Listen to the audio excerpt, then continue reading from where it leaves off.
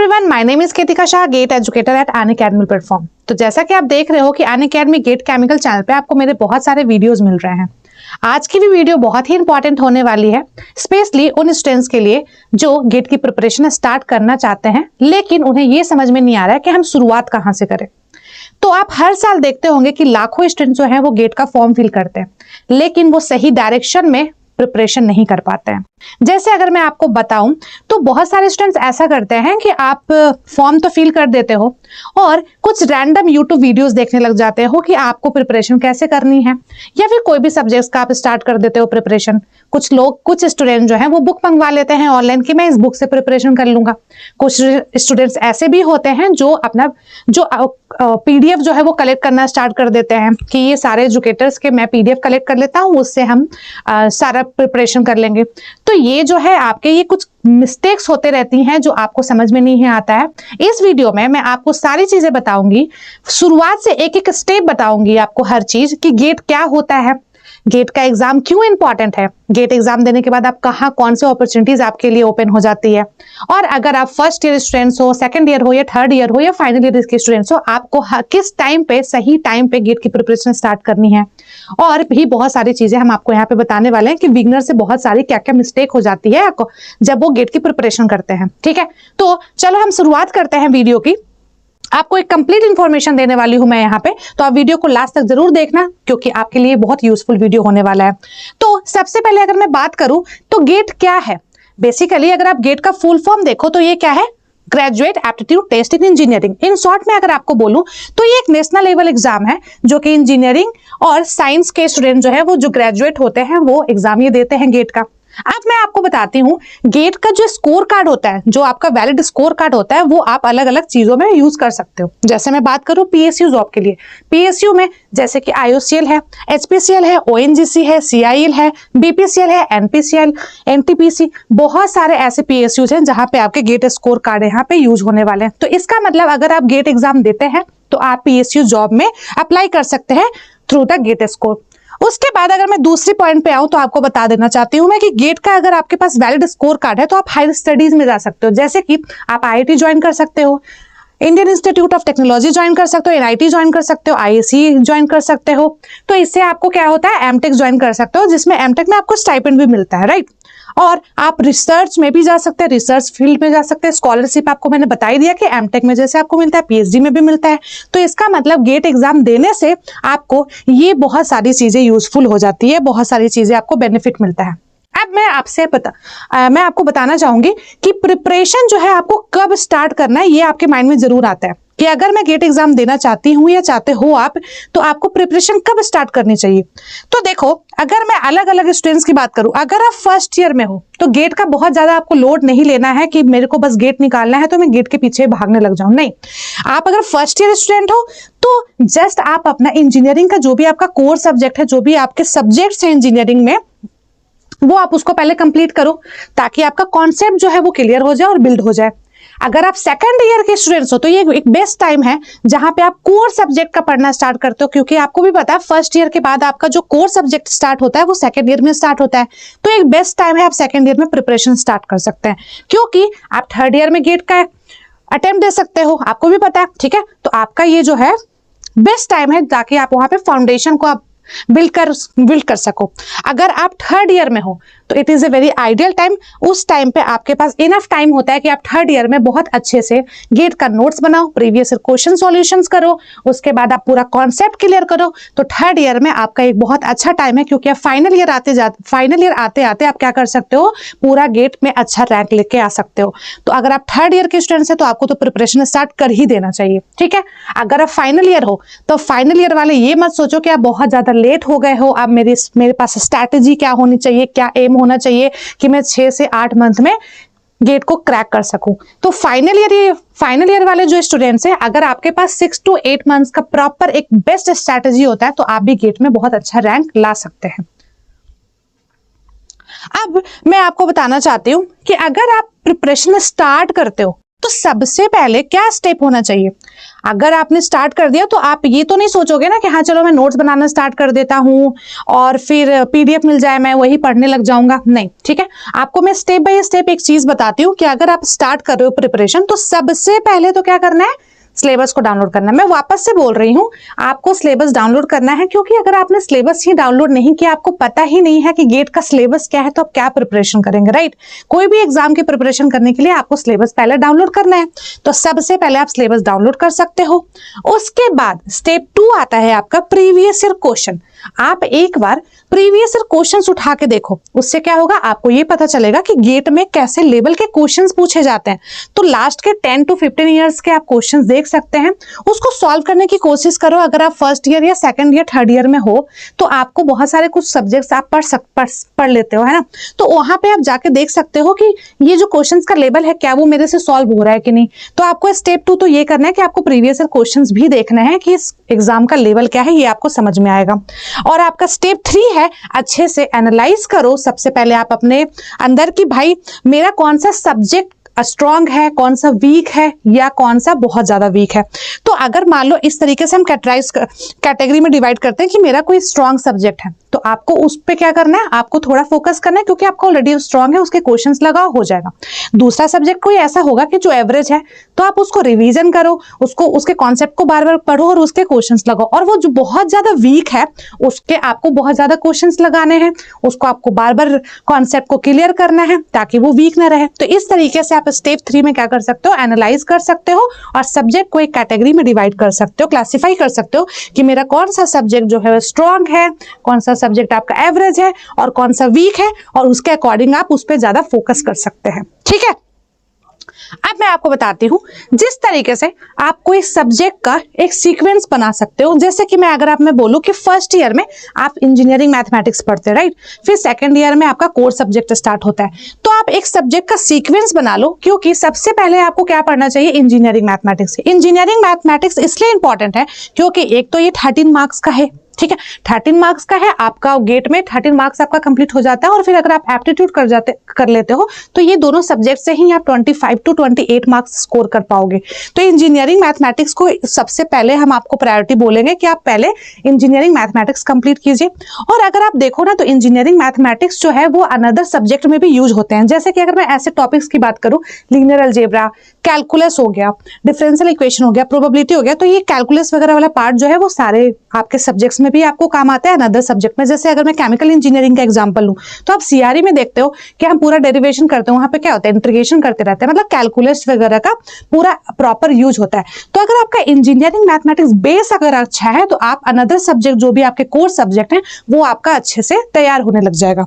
दूसरा, general aptitude. मैं आपको शुरू से ही बोलती हूँ, एडवाइस दे रही हूं आपको, अगर कोई स्टूडेंट एप्टीट्यूड नहीं करता है तो वो बहुत बड़ी गलती कर रहा है। एप्टीट्यूड पहली बात तो आपको गेट में 15 मार्क्स का होता है, तो आपको शुरू से ही आपको गेट का और एप्टीट्यूड का जो है आपको क्वेश्चन सॉल्व करना है। क्योंकि अगर आप इसको इग्नोर करोगे ना, लास्ट में करूंगा, तो हो सकता है कि आप उस टाइम पे उस फ्लुएंसी से उस फ्लो में नहीं कर पाओ। क्योंकि 15 मार्क्स अगर आपसे नहीं हो रहा है तो आप कहीं ना कहीं कॉम्पिटिशन से पीछे भी हो जा रहे हैं, ठीक है? तो इसलिए आप जनरल एप्टीट्यूड जो है वो जितना जल्दी हो सकता है वो स्टार्ट करो, एप्टीट्यूड पढ़ते रहो, और इंजीनियरिंग मैथमेटिक्स ये आपको सबसे पहले बेस आपका तैयार हो जाना चाहिए 28 मार्क्स का। अब हम आते हैं कोर्स सब्जेक्ट पे। तो देखो, मैं स्पेशली केमिकल इंजीनियरिंग वाले स्टूडेंट्स के लिए बोल रही हूँ क्योंकि मैं केमिकल में ही एजुकेटर हूँ, तो केमिकल इंजीनियरिंग के कोर्स सब्जेक्ट का मैं नाम ले रही हूँ। बाकी आपको भी पता है कि आपके कोर्स सब्जेक्ट कौन कौन से होते हैं, उसके अकॉर्डिंग आप उसको प्रिपेयर कर सकते हैं। तो जैसे मैं कोर्स सब्जेक्ट में अगर मैं आपको बोलूं, जैसे कि आपका सीआरई है, आईपीसी है, प्रोसेस कैलकुलेशन है, हीट ट्रांसफर है, मास ट्रांसफर है, फ्लूइड मैकेनिक्स है, तो ये सारे सब्जेक्ट्स आपको फिर एक एक करके क्या कर रहा है, कंप्लीट करना है। ठीक है, ये है आपका एक सब्जेक्ट सीक्वेंस बना लो आप। अब सबसे बड़ा पॉइंट जो माइंड में आता है बच्चों के कि वो ये है कि क्या मुझे गेट की प्रिपरेशन खुद से सेल्फ स्टडी कर लेना चाहिए या फिर मुझे कोई कोचिंग ज्वाइन कर लेना चाहिए। तो अगर मैं सेल्फ स्टडी की एडवांटेज आपको बताऊं तो सेल्फ स्टडी से आप कर सकते हैं, बिल्कुल कर सकते हैं, लेकिन तब जब आप में एक प्रॉपर डिसिप्लिन मैनर में आप सच में अच्छे से प्रिपरेशन कर सकते हो। आपको अपने आप पे पूरा भरोसा होना चाहिए कि हाँ आप डिसिप्लिन मैनर में वो करोगे। ऐसा नहीं कि चलो 4 दिन पढ़ा, 5वें दिन 6वें दिन घूम रहे हैं और कुछ आपका कोई शेड्यूल नहीं है, तो फिर आपसे नहीं हो पाएगा। दूसरा, सोर्स रिसोर्सेज अवेलेबल है कि नहीं। अगर आप देखो तो रिसोर्सेज अवेलेबल नहीं है तो ऑब्वियसली आप प्रिपरेशन अच्छे से नहीं कर पाएंगे। अगर आपके पास प्रॉपर रिसोर्स है, आपके पास बुक है, पीडीएफ है, या जो भी चीजें हैं, अब मैंने आपको पहले ही लाइन में बोला था कि सिर्फ पीडीएफ कलेक्ट करने से नहीं होता है, आपको प्रॉपर एक अच्छे से रिसोर्स चाहिए जिसपे आप डिपेंड होकर अच्छे से प्रिपरेशन कर पाओ, ठीक है। और तीसरा, अगर आपने इंजीनियरिंग में अपने कॉन्सेप्ट अच्छे से क्लियर किए हैं तब जाके भैया बेस्ट है आपके लिए कि आप सेल्फ स्टडी से कर सकते हैं। लेकिन अब दूसरी तरफ अगर हम बात करें तो कोचिंग की बात करते हैं, तो कोचिंग में तो सबसे पहले आपको मैं बता देना चाहती हूँ कि Unacademy is the best platform जहां से आप गेट की प्रिपरेशन स्टार्ट कर सकते हैं। तो आपको मैं कोचिंग का पहले एडवांटेज बताती हूँ। कोचिंग में क्या होता है, लाइक अनअकैडमी की अगर हम बात करें तो हम प्रॉपर एक आपको गाइडेंस देते हैं, आपको गाइडेंस मिल जाता है, पूरा एक स्ट्रक्चर प्रिपरेशन मिल जाता है जहां पे आपके कोर्सेज चलते हैं, कुछ आपके बैचेस चलते हैं जिसमें आप इनरोल करके क्या कर सकते हो, गेट की प्रिपरेशन स्टार्ट कर सकते हो। जैसे ही आप अनअकैडमी प्लेटफॉर्म पे आ जाते हो, सारी जिम्मेवारी हमारी होती है कि आपको किस डायरेक्शन में सारी चीजें आपको कैसे कैसे प्रिपरेशन कराना है। तो यहाँ पे आपको एक प्रॉपर गाइडेंस मिल जाता है, आप अपना टाइम जो है वो सेव कर पाते हो, आपको कहीं भटकना नहीं पड़ता है कि कौन सी पीडीएफ कहाँ पे मिलेगी, कहाँ से हमें ले लेना चाहिए जहां से मेरी प्रिपरेशन में हेल्प हो जाए। आपको यहाँ पे मेंटरशिप भी मिल जाता है, तो आपको सारी चीजें यहाँ पे अनअकैडमी प्लेटफॉर्म पे मिल जाती है। तो मैं आपको एक चीज पहले आपको बता देती हूँ, जैसे कि आप अभी क्या कर सकते हो, अनअकैडमी पे 7 जून को एक आपका चलने वाला है, क्या होने वाला है आपका 7 जून को एक टेस्ट जो कि है आपका स्कॉलरशिप टेस्ट है। इसमें आप 90% स्कॉलरशिप जीत सकते हैं। तो 90% स्कॉलरशिप में आपको बस स्कॉलरशिप टेस्ट जाके देना है। इस टेस्ट का जो लिंक है आपको डिस्क्रिप्शन में मिल जाएगा, आप ये लिंक पे क्लिक करके आप इनरोल कर सकते हो। इनरोल करने के लिए अगर आपको कोई कोड मांगे तो आप यूज कर सकते हैं मेरा कोड, दैट इज GC07, ठीक है। You can use my code GC07 for the enrolment in the test. और आप जो है 7 जून को ये टेस्ट जो है वो दे सकते हो, जबकि 12:30 बजे आफ्टरनून में है, एक शाम को 5 बजे से। आप इसमें बिल्कुल भी फ्री में इनरोल कर सकते हैं, लेकिन जब आप टेस्ट दोगे आपके रैंक के अकॉर्डिंग, आपके मार्क्स के अकॉर्डिंग आपको यहाँ पे स्कॉलरशिप दिया जाएगा, जिससे आप आगे के बैचेज इनरोल करके आप क्या कर सकते हो, गेट की अच्छे से प्रिपरेशन कर सकते हो, क्योंकि ये एकदम बेस्ट टाइम है आपकी गेट की प्रिपरेशन की स्टार्ट करना, ठीक है। अब जो केमिकल इंजीनियरिंग वाले स्टूडेंट्स हैं उनके लिए मैं आपको ये भी बता देती हूँ कि महावीर बैच ऑलरेडी स्टार्ट हो चुका है, और ये बैच है गेट 2028 के लिए जो स्टूडेंट्स प्रिपरेशन कर रहे हैं। तो 28 मई से देवेंद्र सर ने, DP सर ने, देवेंद्र पूनिया सर ने थर्मोडायनेमिक्स जो है स्टार्ट किया है शाम को 7 बजे से। तो अभी भी आपको देर नहीं हुआ है, आप इस बैच में इनरोल कर सकते हो। इस बैच में इनरोल करने के लिए आपको मेरा कोड यूज करना है, दैट इज GC07, जिससे आपको डिस्काउंट मिल जाए और आप मेरे अंडर गाइडेंस में आप पूरी कंप्लीट प्रिपरेशन कर सकते हैं, गेट केमिकल इंजीनियरिंग वाले स्टूडेंट्स गेट की प्रिपरेशन, ठीक है। ये आप देख सकते हो कि हमारे गेट के टॉप रैंकर्स हैं, तो आपका भी अगर आपको रैंक लाना है तो आप यहाँ पे प्रिपरेशन कर सकते हैं। दूसरा मैं आपको एक और चीज बता देती हूँ, अनअकैडमी पे आपका जो ऑफर चलता है वो आपका 2 तरीके का चलता है, एक प्लस सब्सक्रिप्शन है, एक आपका आइकॉनिक सब्सक्रिप्शन है। प्लस में आपको टॉप एजुकेटर पढ़ाते हैं, पीडीएफ डाउनलोड कर सकते हो, लाइव सेशन देख सकते हो, रिकॉर्डिंग सेशन देख सकते हो, टेस्ट दे सकते हो। लेकिन आइकॉनिक वाले के लिए एक स्पेशल चीज है, वो है आपको 1-to-1 मेंटरशिप। जैसे मैं केमिकल इंजीनियरिंग में मेंटर भी हूं, तो मैं आपको 1-to-1 लाइव सेशन में आपको गाइड करती हूँ, पूरा एक स्टडी प्लान देती हूँ कि आपको किस टाइम पे कौन सा सब्जेक्ट करना है, कौन सा क्वेश्चंस करना है, ये सारी चीजें मैं आपको 1-to-1 लाइव सेशन में बताती हूँ। दूसरा, आपको डाउट क्लियरिंग सेशन होता है जिसमें आप क्वेश्चंस भेज सकते हो, कोई भी डाउट भेज सकते हो और आपको इंस्टेंट सॉल्यूशन मिलता है। तो ये है आपको पूरा आइकॉनिक का अलग से एक स्पेशल ट्रीटमेंट, ठीक है। अब जो भी स्टूडेंट्स चाहते हैं इस बैच में एनरोल करना, तो आप मेरा कोड यूज कर लेना GC07 फॉर द प्लस या फिर आइकॉनिक, आप दोनों के लिए मेरा कोड यूज कर सकते हैं। अब हम आ जाते हैं आगे जो हम आपको बता रहे थे, ठीक है। हाँ ठीक है, तो मैंने कोचिंग की बात करी। कोचिंग में अगर आपको अच्छे से प्रॉपर एक गाइडेंस में आपको अगर प्रिपरेशन करना है तो अनअकैडमी प्लेटफॉर्म पे आप कोई भी ब्रांच के गेट की प्रिपरेशन कर रहे हो तो आप इनरोल कर सकते हो यहाँ पे जो भी आपके अपकमिंग बैचेस हैं, ठीक है। तो आपको कोचिंग से क्या होता है कि ये ज्यादा आपका हेल्पफुल है कंपेयर टू अगर आप सेल्फ स्टडी देखो तो कोचिंग आपका प्रॉपर आप कोचिंग ज्वाइन कर सकते हैं, अनअकैडमी प्लेटफॉर्म ज्वाइन कर सकते हैं, ठीक है। अब मैं बात करना चाहूंगी कि आपका स्टडी प्लान क्या होना चाहिए। अब स्टडी प्लान भी डिपेंड करता है कि आप कॉलेज स्टूडेंट्स हो या फिर वर्किंग प्रोफेशनल हो। अगर आप कॉलेज स्टूडेंट्स हो तो आपको कितने आवर्स पढ़ने हैं, अगर आप वर्किंग प्रोफेशनल हो तो आपको कितना पढ़ना है। जैसे मैं अगर बात करूं कॉलेज स्टूडेंट्स की, तो एटलीस्ट डेली आपको 3 से 5 घंटे तो पढ़ने ही पढ़ने। उसमें से जैसे आप डिवाइड कर लो कि मुझे 1 घंटा मैथमेटिक्स का क्वेश्चंस तो लगाना ही लगाना है। जैसा मैंने आपको बताया कि आपको मैथमेटिक्स का स्कोर भी अच्छा होता है, जनरल एप्टीट्यूड का स्कोर भी अच्छा है, और बाकी आपके वो दूसरे सब्जेक्ट में आपको काम आते हैं। तो 1 घंटा आपको मैथमेटिक्स पढ़ लिया, 2 घंटे आपने कोई कोर सब्जेक्ट पढ़ लिया, जैसे अभी थर्मो चल रहा है तो आप थर्मो पढ़ लिए, फ्लूइड मैकेनिक्स स्टार्ट हो चुका है तो वो पढ़ लो, एफएम स्टार्ट हो गया है, एचटी चल रहा है, तो जो भी आपके कोर सब्जेक्ट चल रहे हैं आपके बैच में वो आप स्टार्ट कर दो। तो 1 सब्जेक्ट आप वो पढ़ो और 1 घंटा पीवाईक्यू जरूर सॉल्व करो। जो भी आप कोर सब्जेक्ट पढ़ रहे हो या मैथमेटिक्स पढ़ रहे हो, उससे प्रीवियस ईयर क्वेश्चन गेट में कैसे पूछे जा रहे हैं ये आपको जान लेना जरूरी है। इसलिए आपको 1 घंटा पीवाईक्यू सॉल्व करना है और बाकी के 30 मिनट या आधा 1 घंटा आपको क्या करना है, रिवीजन करना है। जो भी आपने सब्जेक्ट्स पढ़े उसका प्रॉपर रिवीजन करो, ठीक है। तो ये तो है आपका कॉलेज स्टूडेंट्स के लिए। लेकिन अगर आप वर्किंग प्रोफेशनल है, कोई बहुत सारे स्टूडेंट ऐसे भी होते हैं जो जॉब करने के साथ साथ प्रिपरेशन करते हैं। आप देखो आपके पास बहुत कम टाइम होता है, तो 2-3 घंटे आप वीकेंड्स में दे सकते हो। एटलीस्ट 3 घंटे तो आपको देने हैं वीकडेज में आप 2-3 घंटे दो। और जब आपका सैटरडे संडे जब वीकेंड्स में आपका छुट्टी हो तो आप 6 to 8 आवर्स एटलीस्ट दो, ताकि आप अच्छे से गेट क्रैक कर पाओ, ठीक है। बेसिकली अगर मैं आपको बताऊं तो आवर्स तो इंपॉर्टेंट है ही, लेकिन consistency is more important than study hours, ठीक है। तो आपका जो कंसिस्टेंसी अगर आप अच्छे से पढ़ोगे, कंसिस्टेंटली पढ़ोगे, तो फिर आप गेट क्रैक कर पाओगे, ठीक है। अब हम आते हैं कि मैम ये सब कुछ तो अगर हम कर लेंगे, इनरोल कर लेंगे, इतना देर पढ़ना स्टार्ट कर देंगे, उसके बाद हमें क्या करना चाहिए। तो अब हम आते हैं पीवाईक्यू स्ट्रैटेजी पे। पीवाईक्यू स्ट्रैटेजी में अगर आप देखो तो आपको सबसे पहले तो जो सबसे मोस्ट पावरफुल रिसोर्स होता है ना, वो पीवाईक्यू होता है। अगर आप पीवाईक्यू लगा लेते हो, इसका मतलब क्या है कि आप गेट को क्रैक कर पाओगे, अच्छी रैंक आएगी आपके गेट में। ये लिख के ले लो, अगर आपने प्रीवियस क्वेश्चन को एक प्रीवियस क्वेश्चन को बहुत अच्छे से कर लिया, तो गेट में जो है कॉन्सेप्ट रिपीट्स होते हैं, ना कि आपके क्वेश्चन। मैं ऐसा नहीं बोलूंगी कि गेट में सेम टू सेम क्वेश्चन आ गया, नहीं, क्वेश्चंस आपके सेम हो सकते हैं, इट में भी 1-2, लेकिन आपके जो क्वेश्चंस हैं वो रिपीट नहीं होते, लेकिन वहां पे कॉन्सेप्ट रिपीट होता है, राइट। और अब आपका जो लास्ट टारगेट है प्रीवियस ईयर क्वेश्चंस में, अगर आपको मैं टारगेट की बात करूं तो 15 से 20 साल के जितने भी क्वेश्चंस हैं, आपको एक जो है सारे के सारे क्वेश्चन सॉल्व करने हैं। सॉल्व करो, एनालाइज करो, और उसके बाद उसके कॉन्सेप्ट को समझो कि ये कौन से कॉन्सेप्ट से पूछा गया है, तब जाके आपका पीवाईक्यू एक पूरा प्रॉपर कंप्लीट होगा। उसके बाद ही आपकी गेट में अच्छी रैंक आएगी।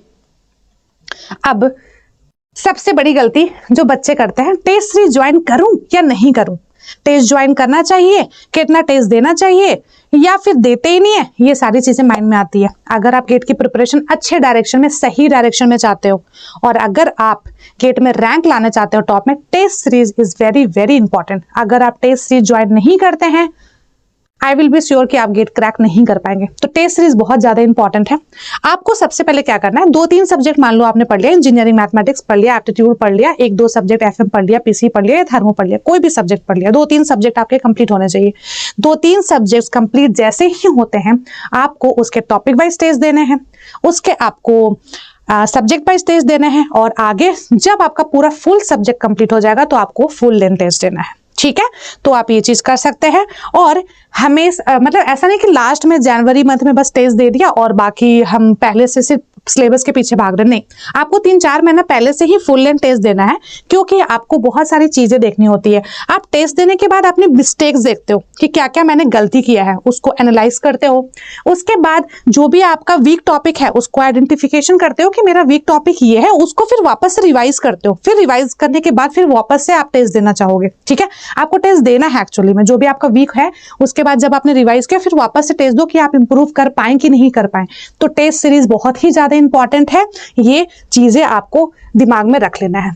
अब मैं आपको यहाँ पे एक चीज बताना चाहती हूँ, जो कि बिगनर्स होते हैं, जो भी गेट की प्रिपरेशन स्टार्ट करते हैं, वो ये सारे मिस्टेक्स जरूर करते हैं। ठीक है, तो पहला मिस्टेक तो ये है, एक ही सब्जेक्ट को अलग अलग बुक से पढ़ेंगे। सीआरई का बुक है तो लिविनस्पिल से, फॉगलर से, मतलब अलग अलग सब जो मतलब पीडीएफ से अवेलेबल है उससे मतलब बहुत सारे बुक से पढ़ते रहते हैं, एक ही सब्जेक्ट को बार बार पढ़ते रहते हैं। भाई तुम्हारे इतने सारे सब्जेक्ट्स हैं, तुम अलग अलग बुक लेके क्यों बैठे हो?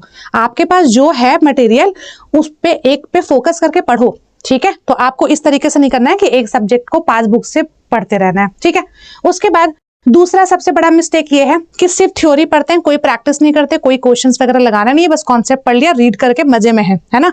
तो ये चीज भी बहुत गलत है, ये ऐसी मिस्टेक्स आपको नहीं करनी है। तीसरा, रिवीजन करने में बड़ा जोर आता है। मैम रिवीजन मेरे से नहीं हो पता, रिवीजन करा दो। आप विदाउट रिवीजन भाई सब भूल जाओगे, कोई मतलब ही नहीं है उसका। ठीक है, अगर आपने जो पढ़ा रिवीजन नहीं किया तो कोई मतलब है क्या उसका, बताओ।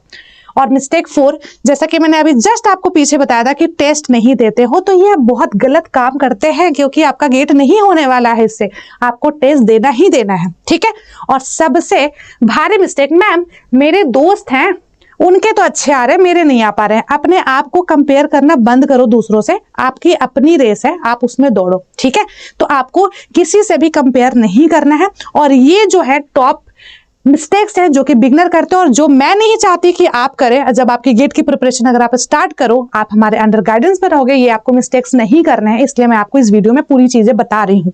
ठीक है, तो आपको ये चीजें फॉलो करनी है।